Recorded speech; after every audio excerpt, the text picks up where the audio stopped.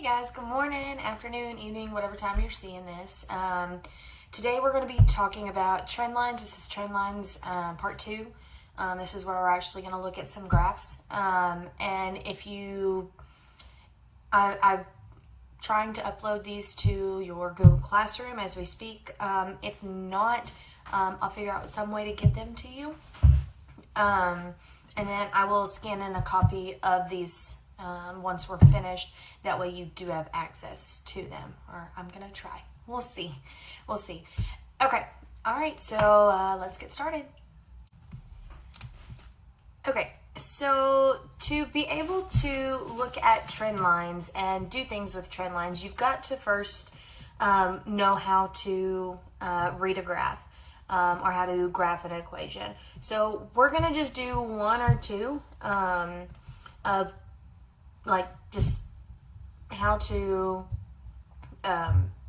sorry, I hear footsteps. I hear Cheyenne.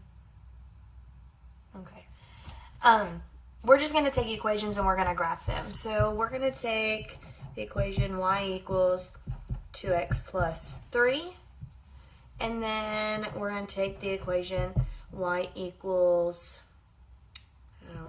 1/2 x minus 3. And actually we might do a third one just so you can get an idea of what ones with a negative slope look like. All right, I'm going to see if I can zoom this in real quick.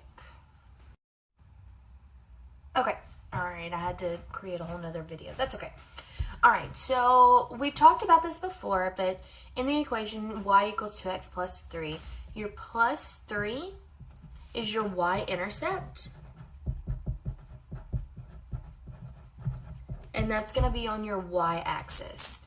And since it's a plus 3, it's going to be a positive 3. So here's 0, 1, 2, 3. I'm going to put a dot there. So your y-intercept is where it crosses the y-axis.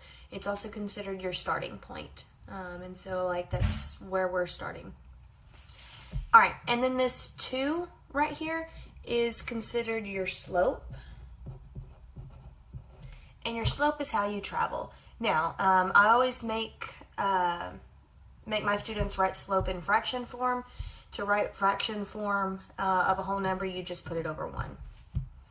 All right, and slope can also be considered rise over run. So that means you're going to rise 2 and run 1. So from this dot, you're going to rise 2, run 1. And then from that dot, you're going to rise 2 and run 1. Rise 2, run 1. All right, and then to continue it, just like you're going to continue the line this way, you're going down 2 and back 1. Down 2 and back 1. So if you're going down 2 and back 1, that's negative 2 over negative 1, and a negative divided by a negative is a positive.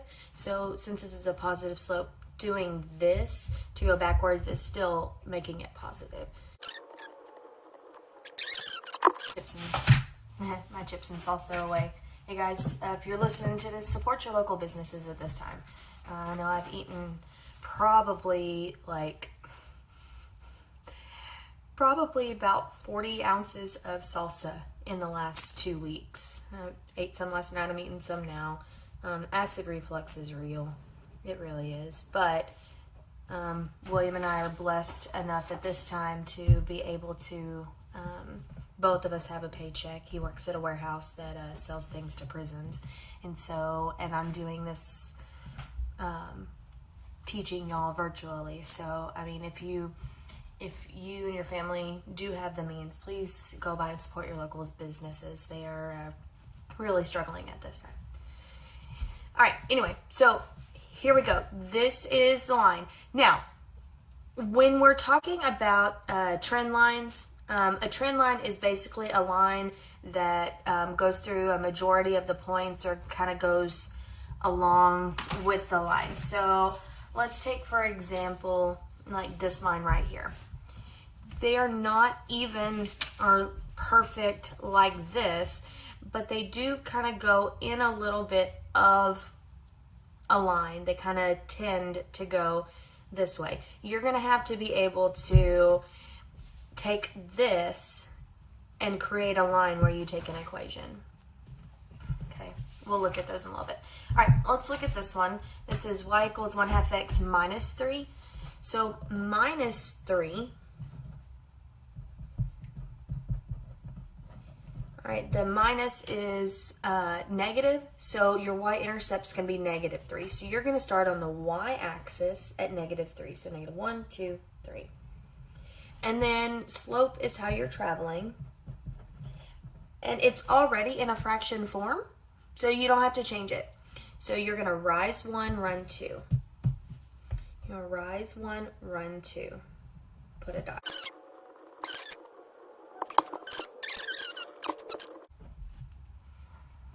Alright, so this equation is going to look like this.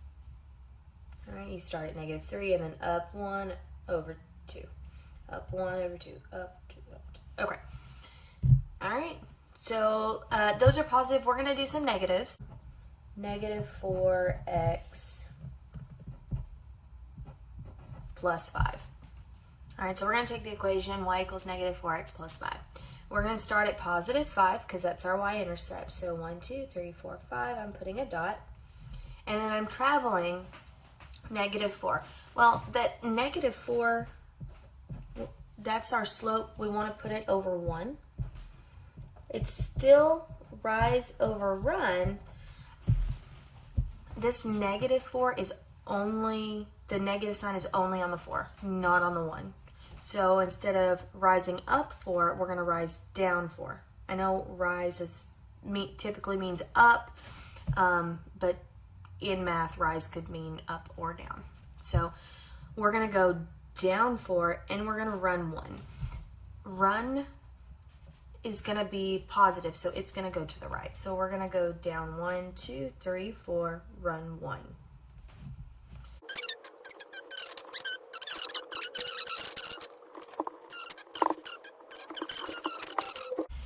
All right, so now, if you look back at these, if you read from left to right, just like you're gonna read your graph, you're gonna read left to right. I'm gonna write my name on. I'm gonna write Cheyenne's name because I like writing her name. Okay, so I wrote her name. Her name is going up. So this one right here is a positive slope. Write her name here.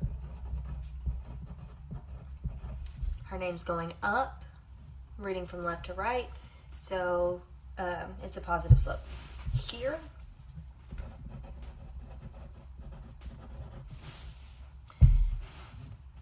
if you read from left to right, her name is going down. Right? It's going down, but not yelling timber, guys. Come on. All right. So if you write the name, your friend's name, whoever, or if you just write the word name, if it's going down, then your slope is going to be negative. All right, let's look at another one. Okay, guys, so I do realize that in the other video you couldn't see what it was. You couldn't see me graphing it, so I'm going to quickly graph it here. Y equals 1/3 x minus 5. All right, so you're going to start at -5, so -1, 2, 3, 4, 5. And then you're traveling your slope, so that's -1/3. So you are going to rise down 1 and run 3. So rise down 1, run 3. So from here,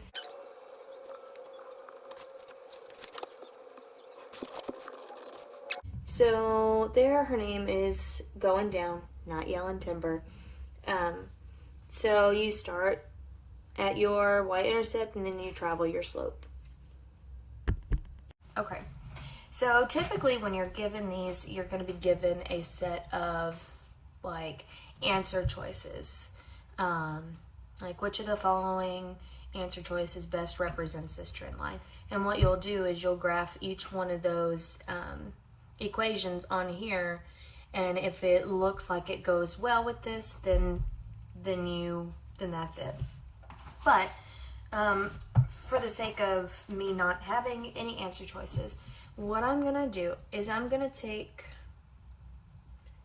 this and I'm gonna try and go through as many of these as possible. All right, it looks to be about right there. And then after I draw it, I'm gonna look at it. Typically you would use pencil, but I've tried and it's really hard for the pencil to show up on the videos. Okay, so that trend line looks pretty good. So I'm just gonna go through here. Now trend lines are not gonna be exact. They're estimates, they're approximately. All right, so approximately here, looks like my y-intercept is gonna be 5. So my equation at the end is gonna say plus 5. And then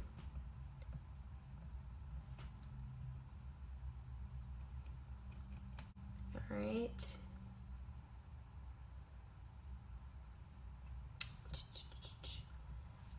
I'm gonna say I'm going up 1 over 2. That's not exactly on my line, but it kind of follows the trend a little bit. I really hope y'all can see that. It looks kind of blurry to me. All right, so I'm gonna go up 1 over 2, up 1 over 2, up 1 over 2. So that's 1/2 x plus 5, and I'm gonna write that in equation form. So that's gonna be y equals 1/2 x plus 5. All right. Okay, guys. So instead of doing a another trend line type thing, we're gonna actually look at some star-like problems. This is a group called Spiral Ed Solutions. This was created by one of my former colleagues. These are actually available to purchase if you're a teacher watching these videos. I'll put a link down in the description box for anybody that's interested in using these. These are a great, great, great resource. And she writes star-like problems. Anyway, so we're going to look at this. And it says the graph shows the relationship between the test scores and the amount of time studying. All right, based on the information, predict the score for a student who spent 50 minutes studying for the test. All right, so we're going to look, here's test score, and then here's minutes of studying. So we're looking for predict the score. So we're looking for the score of a student who spent 50 minutes studying for the tests. Well, this is going 0 to 20 to 40 to 60. So 50 minutes is probably going to be somewhere around here. So based on this information here, this trend line, this table, you're going to predict the score for a student who spent 50 minutes studying for the test.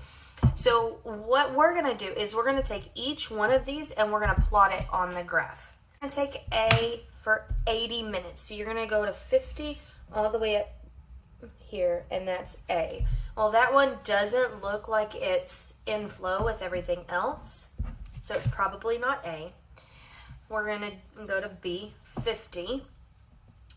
And 50 is going to be right here in between 40 and 50. That one looks like it could be right. All right, we'll put a dot. We still want to double check and make sure that the other ones don't fit better. All right, C is 20. And that one looks way out of whack. That one does not look like it matches. All right, and then D, 60. So I'm going to go up to about right here.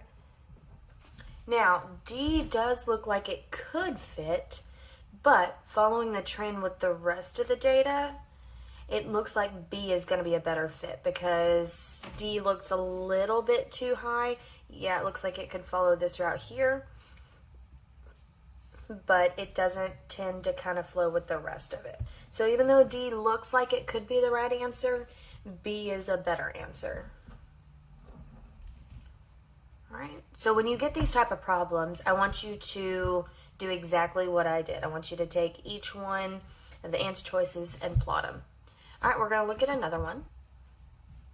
All right, this one says the graph shows the relationship between the number of cookies in a package and the total weight of the package in ounces. Estimate the weight of a package containing 14 cookies. Okay, so we're going to do the same thing. 14 cookies is going to be right here. We're going to go to where it says 8 ounces. So I'm going to go here, 8 ounces, all the way to 14. I'm going to put it down, I'm going to put an A. Well, since these are going up, A does not look like it, not A, I'm sorry, F. F does not look like it falls in line. All right, let's go to G, 6 ounces. I'll put a dot there. G. All right, that's even wonkier than the F. All right, 9 ounces, so that one is H. That one looks like it could be right. I'll put a little dot. And then J, 12 ounces. 12 ounces is not on here, but I can kind of estimate here. I've got like a pencil, so that would be 9, 10, 11, 12 would be somewhere about up there. All right, if this trend line kept going, it looks like H would be the right answer. Now, another way you could do this one is you can, since the line is there, you can kind of continue this line this way. There's your y-intercept of 2. And then you've got this trend line that gives you your ordered pairs, so you can find slope really easy. So slope is rise over run. Or you can grab 2 ordered pairs and stack, subtract y divided by x. That's the way I teach my students how to do slope. I'll do a video later on specifically about that. But I'm just going to go from here to here. I'm rising 1 and I'm running 2. I'm not running 1 because this increment here is by 2. All right, so my slope, which y'all can't see. Sorry about that. All right, so rise over run is 1/2. So your slope is 1/2 x. All right, so 14 cookies, this is your x-axis, so you can plug 14 in for x. So y is 1/2 x plus 2. You can plug 14 in for x. So half of 14 plus 2. Well, half of 14 is 7. 7 plus 2 is 9, which is our answer. So you could do it either one of those ways. If you get a problem that, like estimate the weight of a package containing 20 cookies, well, 20 is way too far out for us to kind of estimate. So that's when you would use writing the equation and plugging it in. All right, guys. Okay, so that's it for today. Any Google Classroom assignments or anything will be in Google Classroom. I'm not going to say those in the videos anymore. All right, if you have any questions, need any help, let me know. If you wanted the information.